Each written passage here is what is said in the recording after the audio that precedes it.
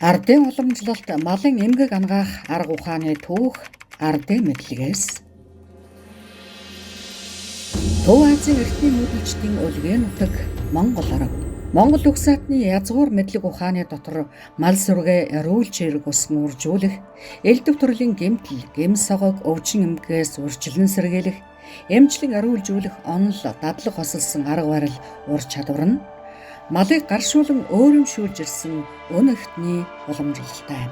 Үүнийг сэтгэлгээний урлагийн тод бүтээл болох Чулуун зэвсгийн үеийн хадны сүг зурганд дүрслэн үлдээсэн монголчууд эртнээсээ малч хүмүүс байсны илэрлэлээ. Монголчууд өвөл хаврын цагт ядарч доройтсон малаа тэнхрүүлэхдээ олон уламжлалт арга дом засал хэрэгэлдэг. Тухайлбал адуу монгол өхөр хоёрыг бие биедээ эм болтгой хэмээн малчид хэлдэг.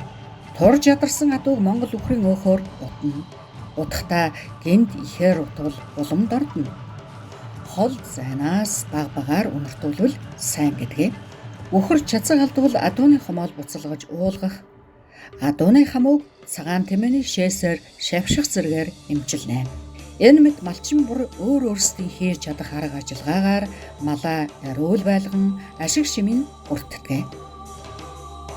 Ингэхдээ уулгах, долоолгох, шавших, шүрших, угаах, удах, түрхлэг хийх, хайрах, төөнөх, огтлох, хаглах, татлаг, иллэг хийх, ханах, хадгах арга ухааныг өргөн ашигладаг юм. Монгол малчид малаа таргалуулах болон өөрчнийг ангаах гэсэн хоёр зориултаар мал ханах, хадгах засал хийдэг.